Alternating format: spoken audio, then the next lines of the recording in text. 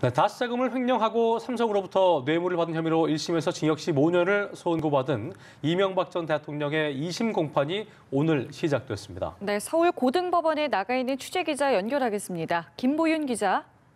네, 다스 자금을 횡령한 혐의를 받는 이명박 전 대통령의 2심 재판이 조금 전 오후 2시부터 시작됐습니다. 이 전 대통령은 1시쯤 흰 셔츠에 검은 양복 차림으로 호송차에서 내려 법정으로 향했습니다. 이 전 대통령이 법정에 출석한 건 지난해 9월 결심 공판 이후 석 달 만입니다. 1심 선고 공판에는 재판 생중계와 건강 문제 등을 이유로 출석하지 않았는데요.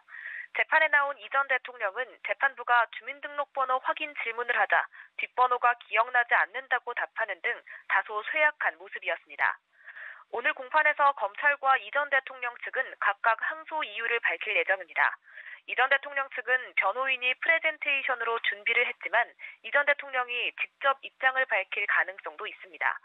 이 전 대통령은 지난해 결심 공판에서 다스 실소유주 의혹과 삼성에서 뇌물을 받았다는 검찰 측 주장에 10여 분에 걸쳐 강하게 반박했습니다.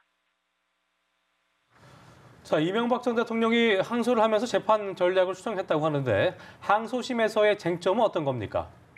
네, 이 전 대통령 측은 자신에게 불리한 진술을 했던 옛 측근들을 모두 항소심 법정에 증인으로 부르겠다고 밝혔습니다.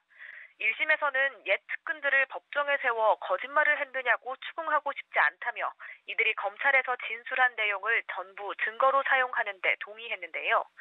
하지만 이 진술들을 근거로 중형을 선고받자 항소심에서는 무죄를 증명하기 위해 전략을 대폭 수정한 것으로 풀이됩니다. 이 전 대통령은 다스의 실소유주가 자신이고 삼성이 대납한 다스 소송비를 뇌물이라고 본 1심 판단을 뒤집는 데 주력할 것으로 보입니다. 재판부는 이 전 대통령이 증인으로 신청한 이학수 전 삼성그룹 부회장과 원세훈 전 국가정보원장 등 15명을 채택했는데요. 본격적인 증인 신문은 다음 공판인 오는 9일부터 시작됩니다. 지금까지 서울고법에서 연합뉴스TV 김보윤입니다.